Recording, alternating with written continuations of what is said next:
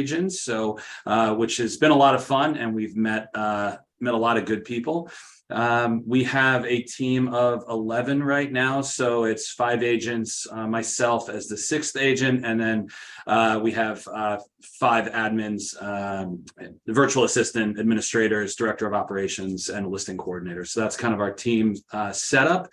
And let me see, this year we're going to finish out at about 93 million and about 110 units. Last year we were about 80 million or so. So growing, obviously through the shift, trying to get our bearings a little bit like everybody, and understanding what needs to happen to keep growing. Fantastic. Yeah, it's interesting. We had Jason Abrams for the Tech Roadshow earlier this week. He said, just because there are less opportunities doesn't mean your opportunity has to be less, right? And if you use some of the tactics you're talking about, Matt, you can make a big difference. One of them, I want to jump right in, Kathrin, with because we talked to Matt, I think last week. One of them is the way you work expireds, Matt. You've got a unique strategy around that. Can you share with us on that? Sure. So, look, like a lot of people, I didn't grow up wealthy. I didn't know anything fancy until I met my wife. That kind of changed things. But that was actually hilarious. I'm not sure if I knew what a Ritz-Carlton was before I met her. Now I'm very familiar what it is. So, when I moved to Northern Virginia, I grew up in New Hampshire. There was no real wealth around us at all. And so when I moved here, I was kind of just blown away by, one, I had never seen a townhouse before. 2, I had never seen a home that was 15,000 square feet. And it was mind blowing to me. And I know in the South Florida market, especially, that there's these just monstrous homes and unbelievable estates. And I think a lot of young agents think, well, I didn't grow up in that. I don't necessarily have that network. That's not a world that I can play in. And in the beginning, in all honesty, I kind of didn't play in it. But what I started doing was I started thinking, well, the real opportunity for me to generate business in the luxury market is with people that have already put their hands up saying they want to sell. And I kind of looked at what was being done to market homes, and I thought, well, that's really not that impressive. I can put a better product in front of them. What can I do to get them to pay attention to me? Okay, hold on. Yes. Can you say that again? You focus on people that they've already put their hands up, right? Said, so, I want to sell. I really like this approach, Mark. Don't you love it? Like, he's not going out to finding someone. He goes to the people that already said, here, I'm a seller. I want to sell. And their sale did not work out, or they didn't have the right agent or the right marketing. So yeah, we call that getting in the money stream. We want to do today on the Mastermind because it's so different, right, from what we've heard before. Okay. Yeah. So I went expireds. Look, for sale by owners are the bane of my existence. I had one yesterday that we talked to, and I got off the call and thought I lost brain cells having that conversation. That's just not a world that I personally want to play in. But expireds to me are a little bit different, right? We know a lot of our industry has been doing it the same way for a really long time. When I teach my courses, I tell agents all the time, guys, you got to understand, you're not playing against the Eagles every week, right? Like there's like the top 5% of agents that are really good at what they do. And then it kind of varies from there. So it's very possible that the agent that they had before you wasn't very good at their job, right? And so in my opinion, it shouldn't be that difficult to impress them. Okay, you don't have to go over the top. But my feeling was, if I just pick up the phone and call them, I'm one of 50 other agents that think I want to get a $3 million listing. I'm going to call an expired. So I was actually at family reunion right before COVID, and Keller Williams had these like video brochures. Keller Williams Luxury had them. And in all honesty, I didn't really have a pot to piss in at the time. So buying 3 or 4 of them at $75 each, I pretty much had to ask my wife if that was okay. And she kind of went, do you really need this? And I said, just bear with me on this. And so I bought 3 or 4 of these luxury, these video presentations. And what I realized was I could put my own videos on them. I didn't need to use what was on there. And I said, you know what the hell, let me try it. So I found a expired listing that was like it had been listed at about 3 million, big house. And it was in an area where I sold in. And I said, you know what, I'm just going to send it to him. So I put a little package together with a letter, sent him a video of me talking to him. 3 weeks went by, never heard anything. There's the box. There's our probably version 4 of what we started sending out. What I first sent out wasn't as nice, but I ended up calling him, and he ended up picking up the phone. And I said, "Hey, I sent you a package a couple weeks ago. I just wanted to make sure you got it." And he responded and he said, "Yes, I got it, and you have my attention." And it was like fireworks just going off in my head. And what I realized was he had been called and called and called. He had probably gotten letters in the mail, and everything was just, there was one thing that was happening, and that was it. And when I put something in front of him that changed at least his response, he now was willing to have a conversation with me. Okay. The irony is I ended up getting that listing and it expired because it was so overpriced. There was just nothing you could do for some of these properties. There's nothing you can do. But what I realized was, again, it was my approach that could change the reaction. Mm-hmm. So you started with a note. You told us about the video, which is on that iPad deal, but you have a note on the cover. So tell us about the note and then tell us about the video. Yeah, I mean, we get told all the time handwritten notes have a better response than anything else, right? That's kind of like lead gen marketing 101. Something handwritten shows you care, right? And so we put a note on it that just says, "Hey, we'd really appreciate it if you wouldn't mind just taking a look at what we sent to you." And no, it's not anthrax. Okay, like we're going to put that out there. We've only had one seller say, "I thought the box was anthrax." Okay, so that's that. You open it up. Obviously, we put kind of a black bow on it. You open it up, there's a letter, and I don't know if you have the letter, but this is our letter. Okay, you probably can't see it, but what we put in here is just a quick description of us, who we are. And I actually put in a list of all the expired luxury homes that we've actually sold. So look, we're not just telling you we're going to do it. Literally go look up these addresses. Okay. We say we're with somebody else. We took them over, we remarketed them, we sold them. And then, the big piece about it is the video presentation. And I did 2 things on this video. So I had my videographer, who's very good. I had him meet me at one of my friend's houses that was a beautiful house. And I said, "Hey, just do a video. I want to do a video talking to the people receiving this." Okay. And it's pretty simple. I just said, "Hey, thank you so much for reviewing the materials we sent over." I talk a little bit about the DC region and the luxury market. And once again, thank you for reviewing everything. I really look forward to meeting with you. And then in it is our luxury presentation. And in all honesty, we use mostly the Keller Williams luxury presentation. We've tweaked it, but I don't need to reinvent something that looks pretty good already. And I'm sure there's other luxury agents that have amazing presentations that will blow mine away. But again, remember, they're not reading all of this. It's your first impression is what's going to either get you in the door or not. Okay. Okay. I love that. Okay. Go ahead. Okay, what you said, I just want to highlight, there's something really that, that I really loved when you said the first impression is what gets you in the door, and people are not reading all of it. So tell us, you have 4 admins, right? So yes. They put this together for you. Yeah, so we have a number of we basically have packages made. Okay. And the idea is that we want to get them out right away. So if a luxury property goes expired at midnight, our goal now is that by 9 a.m, there's a package on their doorstep. Mind you, we hand deliver. Now, there's a couple reasons for that. Obviously, if it's a property that has gates and guard dogs and guns, hand delivering probably not a good idea. Okay, and there's my disclaimer right there is it's not my fault if you try that. But every once in a while with those properties, we will send it simply because the seller has made it clear that they don't really want people walking up to their front door, and we're not going to be the ones to do it. We have dropped it off at the gate. That has happened before.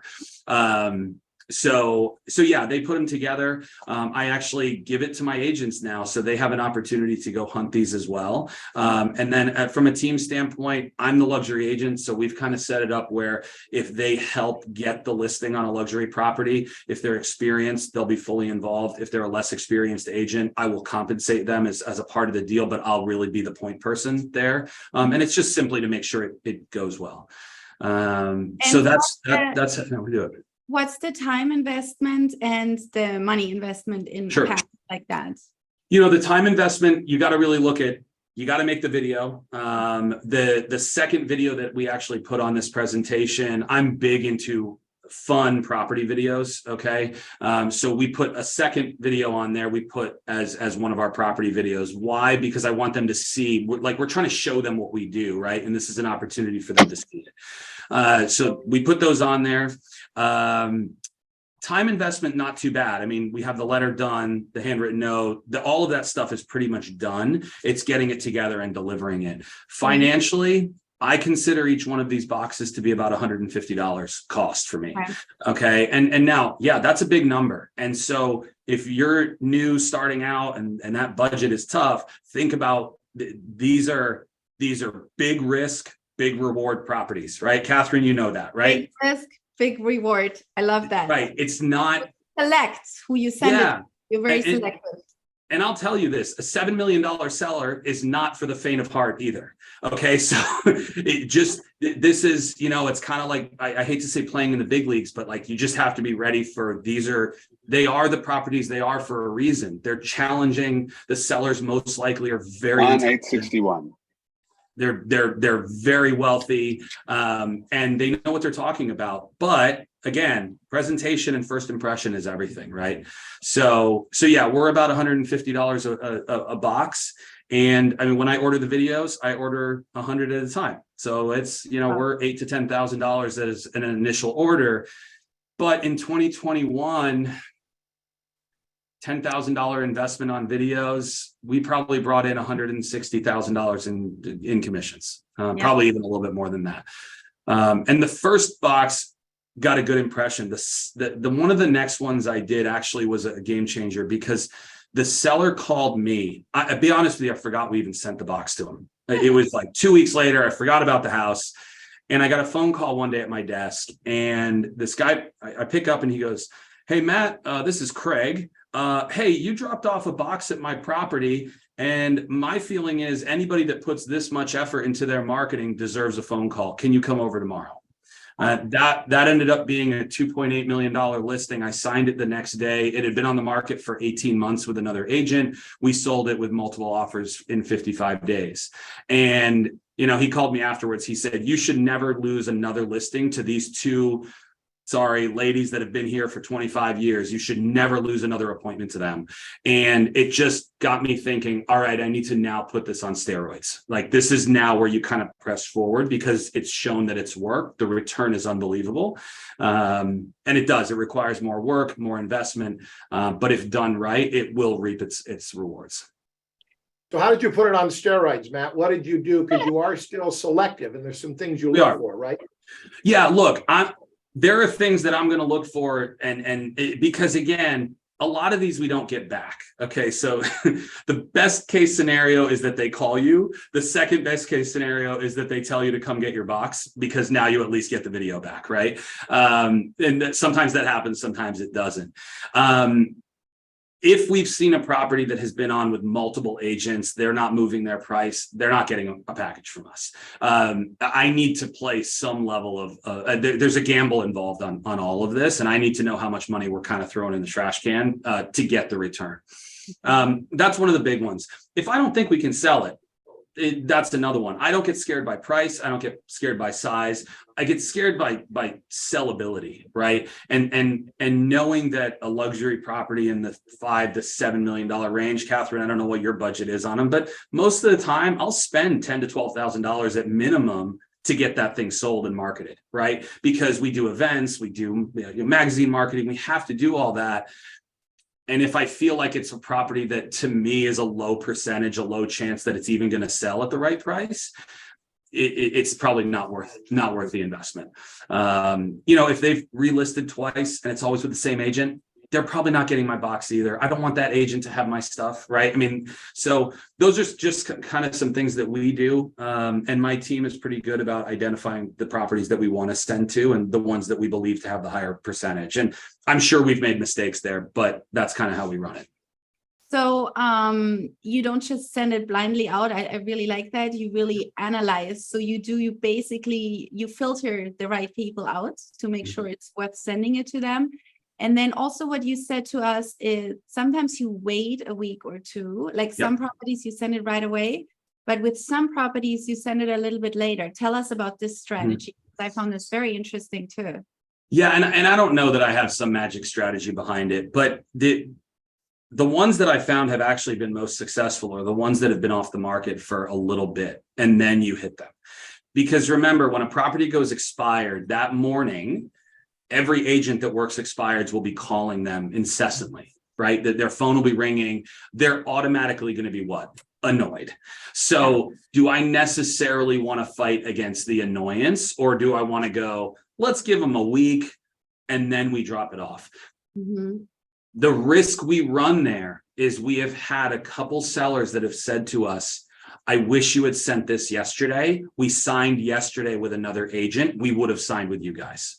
So in all honesty, our strategy over the last week has changed in that the properties we deem to be the ones that we want to go after, they're getting a box at 9 o'clock in the morning, the day they expire. Because right away, again, my feeling is 30 agents call you and annoy you, and one agent gives you $150 presentation. I'm automatically at the top of the pile, right? I mean, whether you like me or not, you're going to pay attention.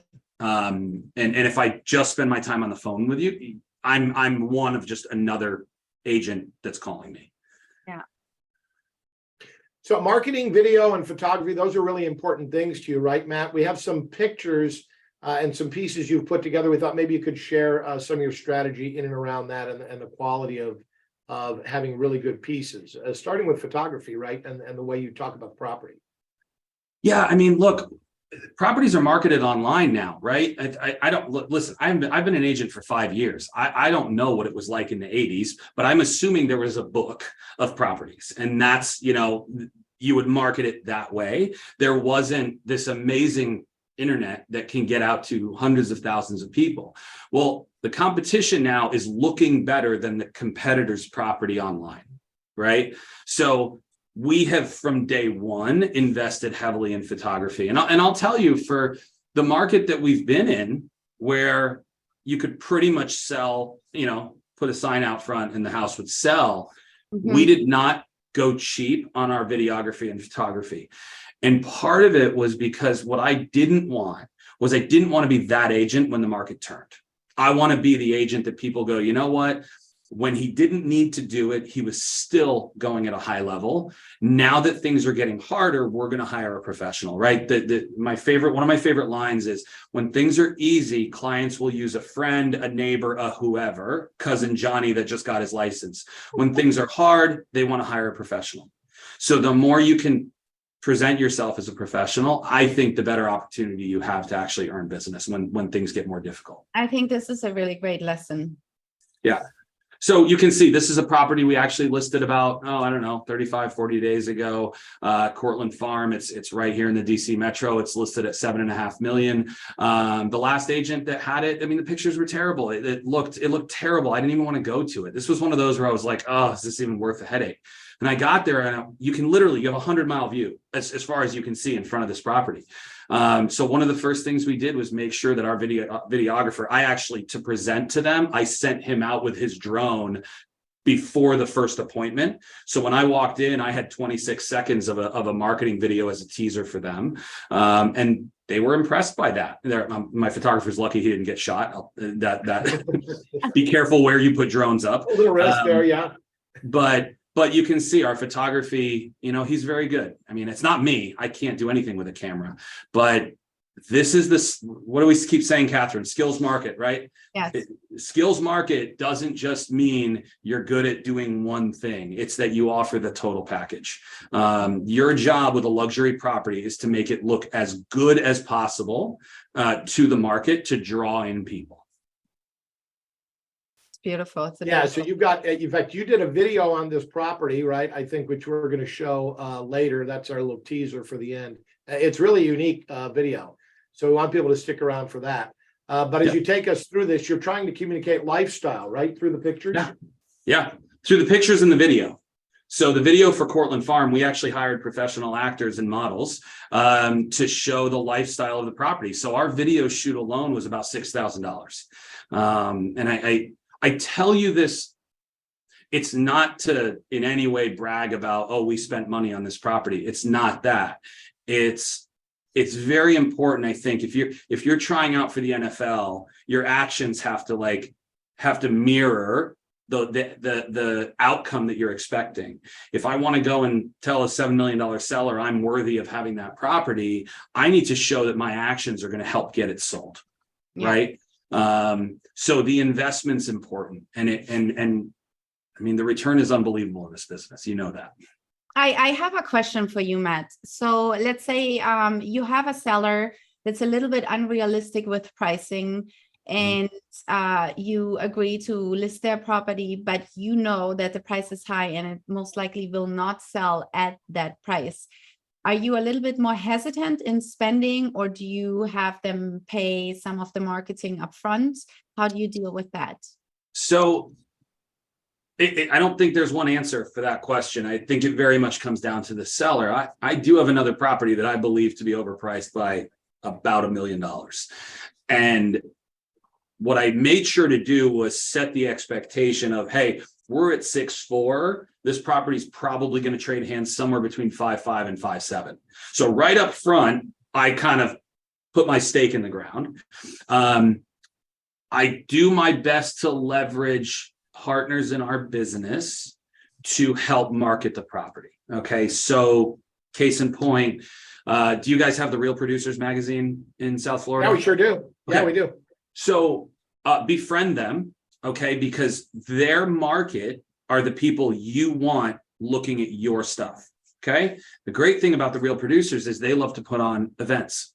So when I get a big property, one of my first calls is I call Kristen, who runs our local franchises, and I say, hey, I want to put on an event and I want to give you a free space to do it. So at my other listing, that's $6.5 million, they did a casino night. Well, I called her, I said, this property, it has to, 15,000 square feet, come and do it there. What did I do? I got 150 agents to show up and party and drink and play casino games at our listing. Tell me what brokers open you would ever do that has 150 agents, unless you're Ryan Serhant. Right? So at the How Cortland did you property, sell this to the seller to have 150 people in their house? I asked him if he wanted me to sell the property or not. He I said, well, he goes, yeah, that's a lot of people. I said, sir, do you want to sell the property or do you want to just go to the market? Because if you just want to go to the market, I'm not the agent for you. I want to sell it. Okay. And in my feeling, it was going to be a bit of a challenge anyway. So once I explained how great it would be to have that many high producing agents in his home, he went, oh, that is a really good idea. And it cost me $0. Wow. Okay.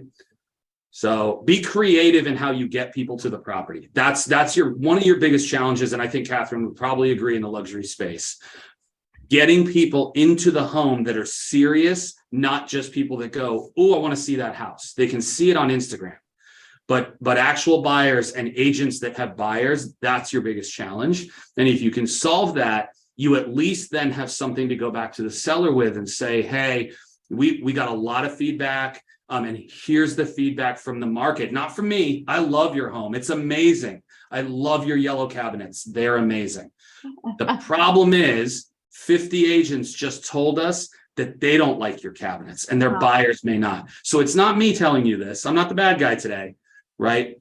So this is another benefit because now you have the market speaking to that seller. Bob Lucido, who's up in Maryland, Kathrin, you know Bob, right? Very high-end agent.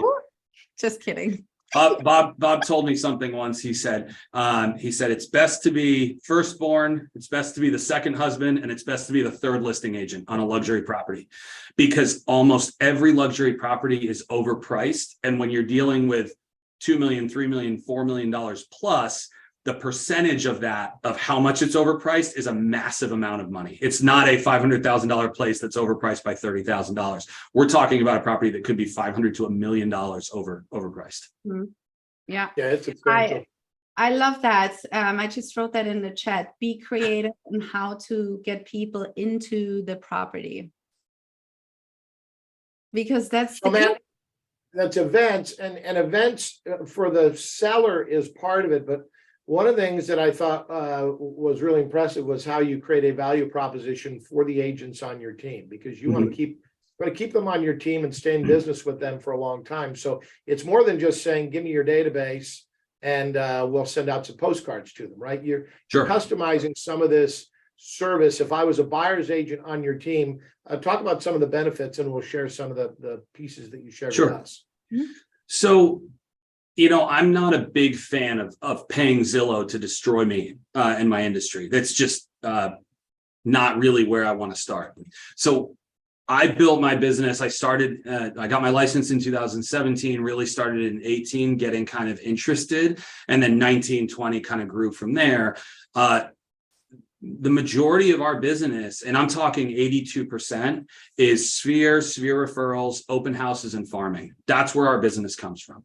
So there are different models, and I'm not going to poo-poo anybody else's model. There are teams out there selling 1 billion homes a year, and they're doing it because of Zillow. Great. The problem is when Zillow says, hey, now you owe me 50%, their business is completely, screwed, right? Because everything changes. Yeah. And someone else is in control. Who is in control of my database and my network? Well, if I do it right, I am. Okay. So what we work with on our agents is, one, coming in with a solid database that's really organized and put together, home addresses, emails, birthdays, as much information as they can possibly have. And then making sure that we are constantly talking to them about what we can offer. Everybody on this call, and I hope you would answer this way. If I asked you, is your only value helping them buy a home? I hope your answer is no. If it's yes, we might have an issue. The value that you can bring as an agent is pre-sale, during the sale, post-sale. Johnny, the kid, graduates, he needs to buy something, he needs to rent something. Your value is it should be a kind of a lifelong thing. So we're big on doing, and we talked about events. We do events a lot, and the reason we do events is people hate being sold things. They love shopping with friends, don't they? Right? If Kathrin called you and said, hey, let's go to the mall, you're probably going to go. If she called you and wanted to talk to you about buying a used car, anybody would want to go shopping. If she called you to buy a used car, you'd be like, oh my God, all right, I don't want to have this conversation, right? So there's a couple different parts of our events. We do obviously a VIP event at the end once a year. We're in Virginia wine country here, so we have beautiful vineyards everywhere. And we come on and put on a show for our clientele. And there are VIPs. They're not necessarily only people that have bought and sold with us, but they're people that we consider important to our business, maybe referrals, maybe people that will do something with us at some point. So this picture right here is our client event last year. These are just friends and clients of ours. Two of them in the middle were not clients, and then they were after this event. And so again, people like enjoying things, so why not give them events they can come to? In our communities, we're big on doing food trucks for open houses. This picture here, we are very involved with the elementary school in our neighborhood. And we support the teachers more than anything. So on teacher work days, we typically would bring in lunch for them. Okay. And I'm there shaking hands, kissing babies, right? That's kind of the idea. We did really cool gifts for the teachers for the holidays. And in those gift bags, there's a letter that we put in. And the letter says, if you have any real estate needs this year, please use this, scan this QR code and register for a $1,500 closing credit from us to you as a gift. Oh, and by the way, if you don't have any real estate needs, you can share this with somebody in your network and we will honor the credit. Oh, that is amazing. I love that idea. Maybe it helps us, maybe it doesn't, but do we look bad? No. Oh, you look great. Okay, so I have a few questions to that. I find this very interesting. So I want to know what is in those bags, how much are they, and does the school allow you to market? Because I know some schools don't allow, when you bring gifts into the school districts don't allow any marketing. So here's what I've learned. The PTA, not super helpful. The county, not super helpful. But you know who normally has the needs? The principal. Principals can do a lot. And there's some gray area with what they can and cannot do. So the principals we work with, they view us as hey, we want to do something special. We're calling Matt and the team. So 3 weeks ago, we have a school that does a Thanksgiving. It's not turkey, it's now hot dogs, but they do a hot dog like grill out, and all the kids come to lunch and their parents can come. So school of 800 kids, we served about 1,600 hot dogs. So the principal calls me and goes, hey, are you good to buy the hot dogs and to grill? And our entire team comes out. Okay. If he wanted the county to be involved or the PTA, he would have had to go on through this person and fill out this form and fill out that form and get a request. And it would have had to been done 45 days in advance. He can call me and go, hey, next week, can you help us out? Yep, we got you. No problem. Okay. So remember, this business is relationships. The more relationships you create, the more opportunities you will have. And you're nurturing this all the way through the holidays, Matt, right? Because we've got a snowman here. Yep. We've got, I think, pies there. Talk about that. Yeah, just again, community events we have in our neighborhood. Our neighborhood in Virginia is about 2,700 homes. There's an elementary school in it, so it's very kind of insulated. It's a really cool community. Everybody goes to the elementary. They all live there. So we have a Santa that kind of comes out during the holidays in our neighborhood, and he does photos and all that. Well, he does a Christmas parade, and it's the day after Thanksgiving.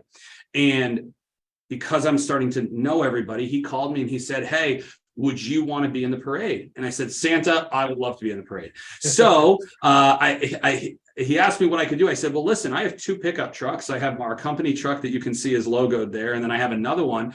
And he goes, well, I'd love to have a blow up in the parade. I said, absolutely. So the next day on my doorstep was a 20-foot blow up Santa. Look, if you're going to go big, like go big, right? And you might as well have fun, and nobody's going to forget that obnoxious Santa driving through the neighborhood for an hour and a half. So that's what we did. The other one, we did a pie giveaway to our clientele. I know every realtor does pies. I know. The difference that we did, we actually hand delivered them. So it was kind of cool because people would come out and say hi to us. They would take pictures with it. They would say, thank you, Matt and the team, for our wonderful $5 pie, right?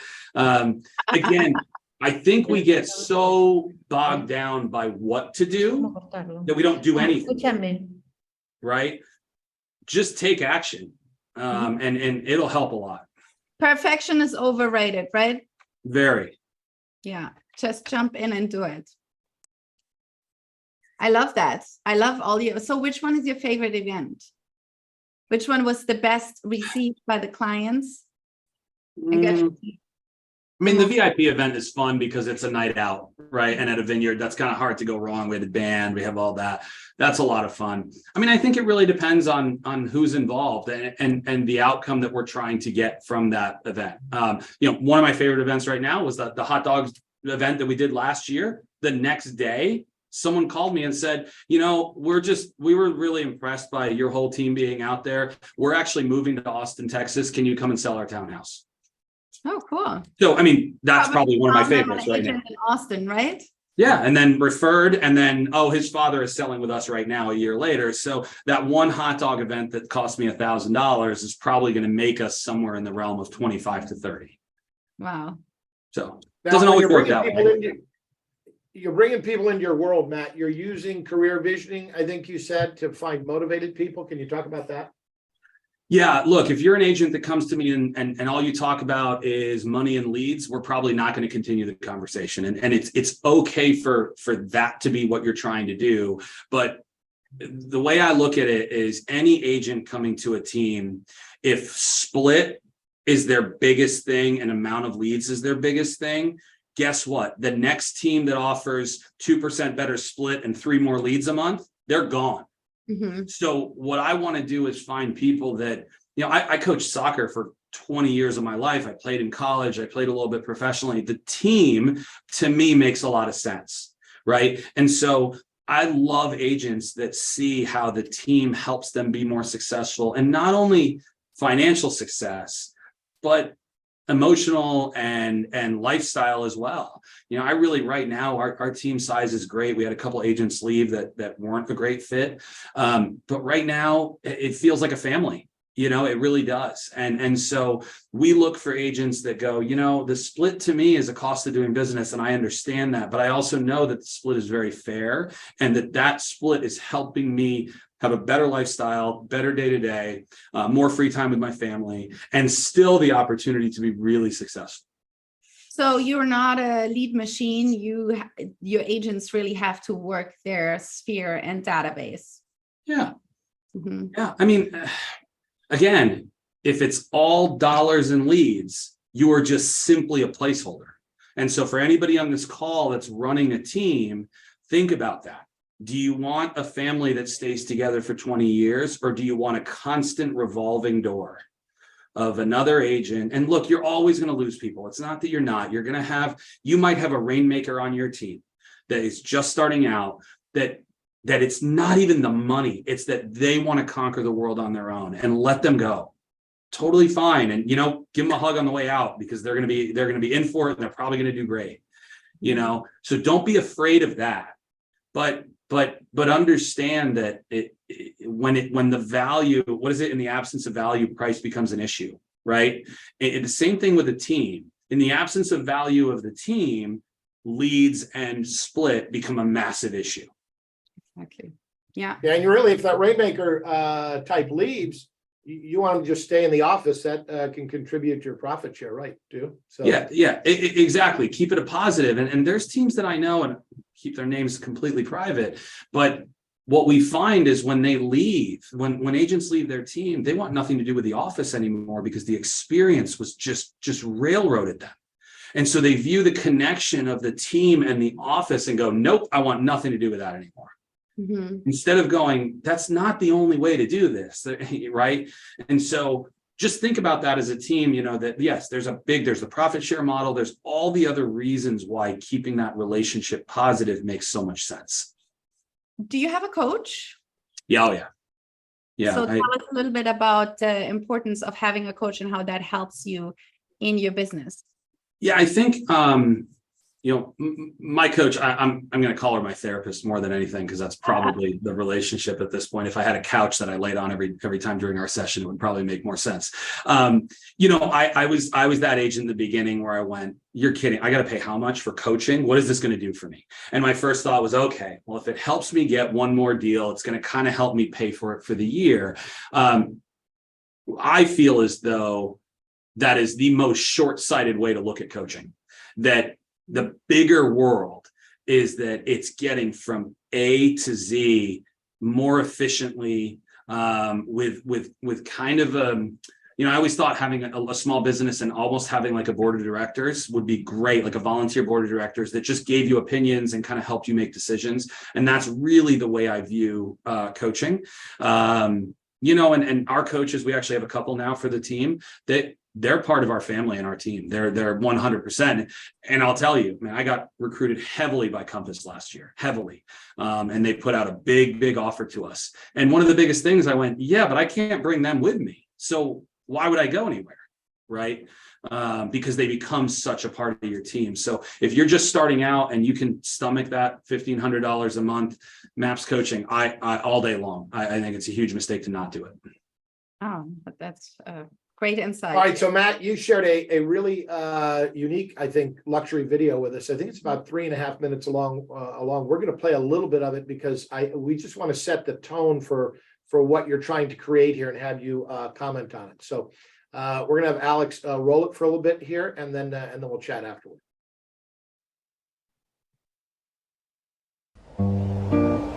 It is time, it's the perfect summer night.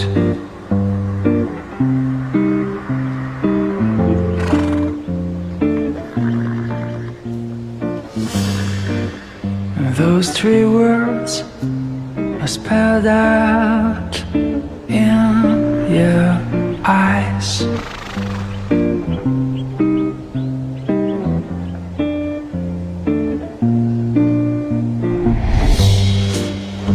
Before I go on, say something wrong.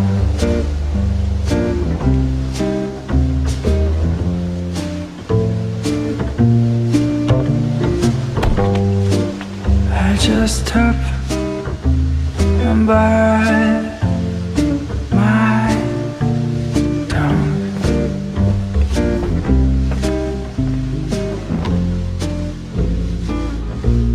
'Cause you've been told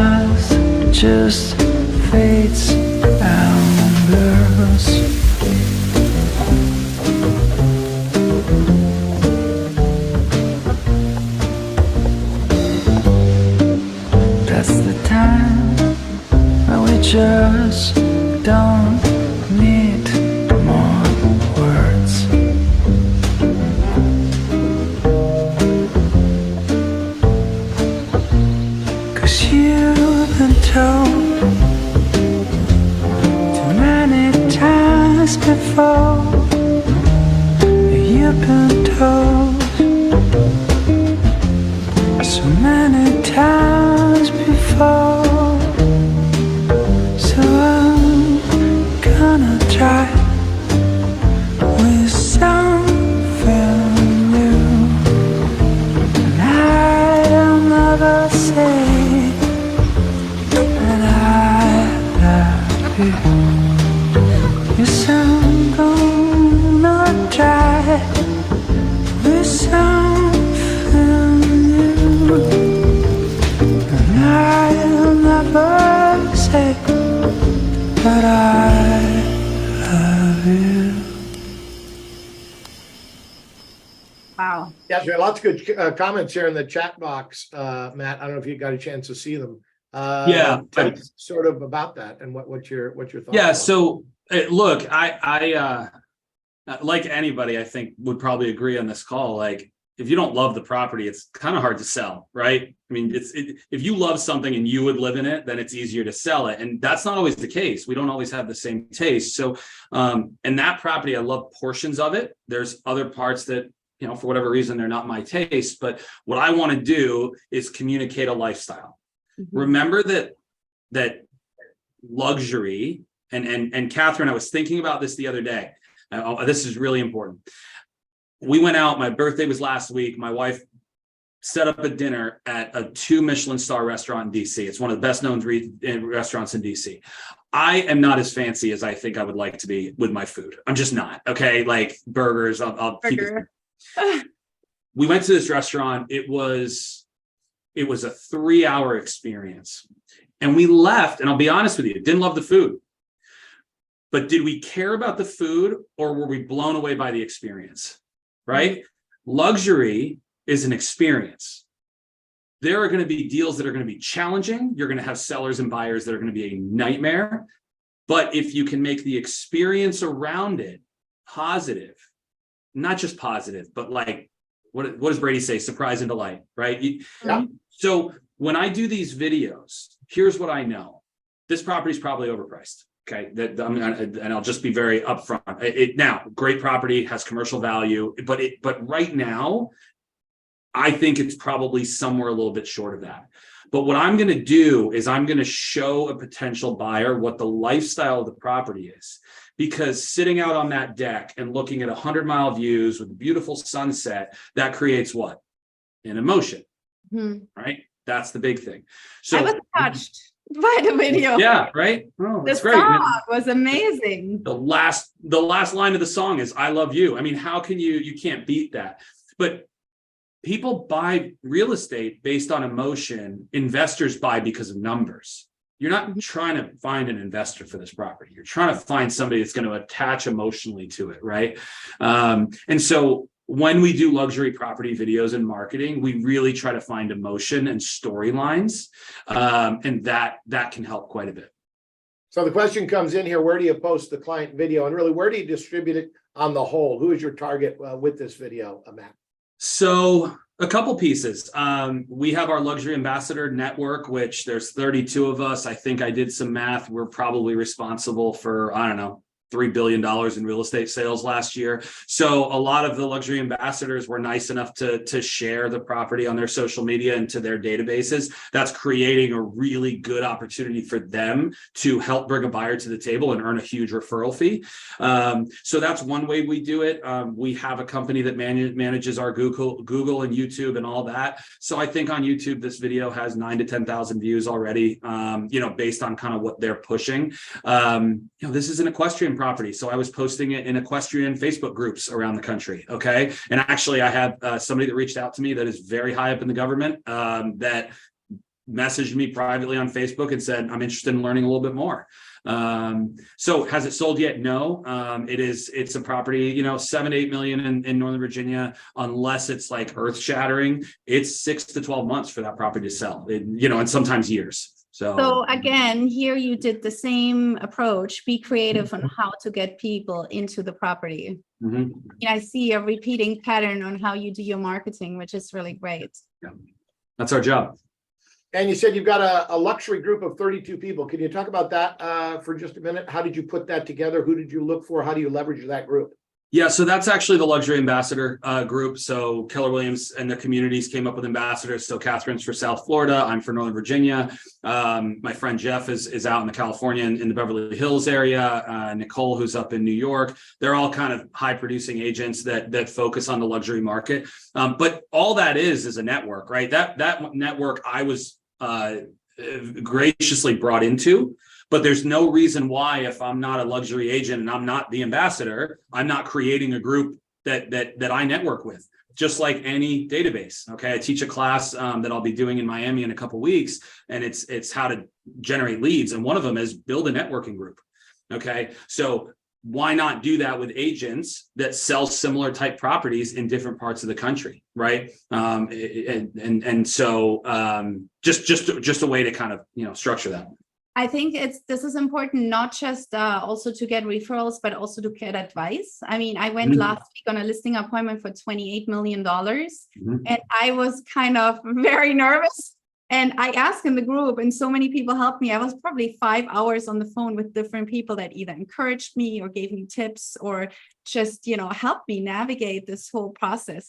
So to have partners in our network and in our KW luxury group is like a huge advantage. And there is probably no agents that would not help someone else. And it's just part of who we are and part of our culture. I think it's a huge value. Keller Williams is a sharing company. I mean, that's the idea, right? And so I think being able to, you have to take action though, right? That's the biggest thing. They're not just going to come to you. But if you sent out, when I first became a luxury agent, I earned in. The biggest thing was like I had to sell those 2 properties in 12 months, whatever it was. And like I was on top of the world when I got that second one. And I found a list of emails of a bunch of luxury agents. I don't even know if they were still KW or not. I sent out an email with a BombBomb video. And the BombBomb video was me talking to the camera. I introduced myself. I said, I am your luxury agent in DC. If you'd like to meet and network, I'd love to do a 10 or 15-minute Zoom call with you.